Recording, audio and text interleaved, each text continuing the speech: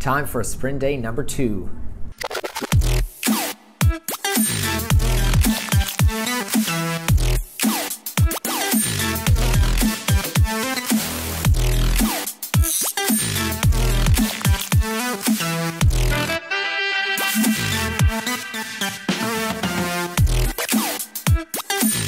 So I've just completed the second day of the design sprint with my client. It was actually, I think the second day is the toughest day of the design sprint. So in the first day, you kind of understand a problem and sketch out ideas, which was all fun and games.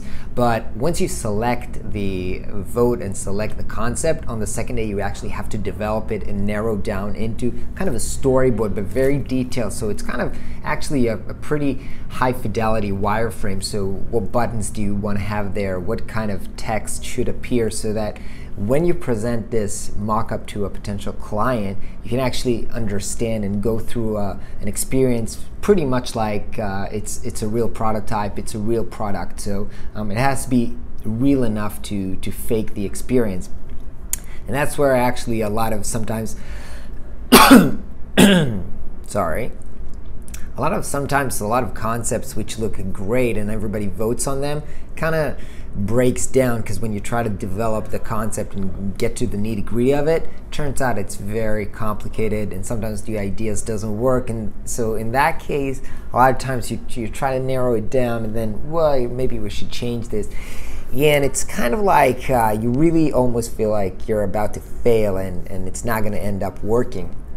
So we actually got to the lunch, and after lunch and thought, well, maybe nothing is going to come out of this. So it's a bit of a scary thing there, but at the end we've pretty much narrowed it down. Maybe we didn't get anything right. I mean, we didn't get every button and every text on the pages that we want to get done, but I feel pretty confident that I have enough data or enough understanding about how to take this to the next level, which is actually to do the prototype and the design. So it was kind of a confusing day, pretty maybe frustrating day, but I'm pretty happy with the result.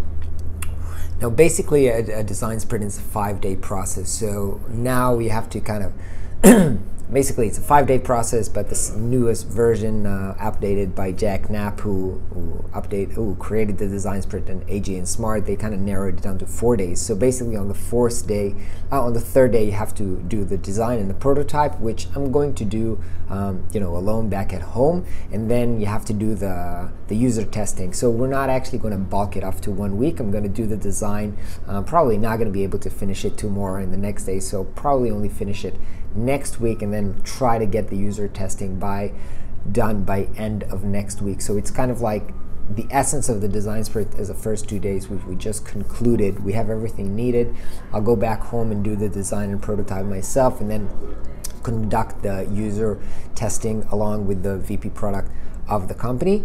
So basically, I feel like the design sprint is over, even though we still have to do the initial test to see if our concept was good enough. But I'm pretty confident that, well, I have a good feeling, hopefully, that we'll get good feedback from the customers, but we'll have to wait and see. So that's all for today. I'm not sure kind of what is the takeaway. The takeaway is that design sprints, I guess, sometimes they're scary, sometimes they don't feel like they're working quite as they should do. When you learn about the process, when you see all the exercise that you need to do, it looks like, all right, I just have to do this. But when it gets to the real down to earth, managing a group, trying to get them to agree on the exact stuff that should be on the screen, it ends up being complicated. Especially I'm working with kind of a big enterprise product, so the product is complicated, so it's not an easy app to mock up. So a lot of discussions, but overall feeling confident that I'll be able to turn this into a mock-up, even if I'll have to come up with some of the decision myself. And I'll let you know how the user testing happened probably around next week. Hope you're having a great day. I'll catch you tomorrow.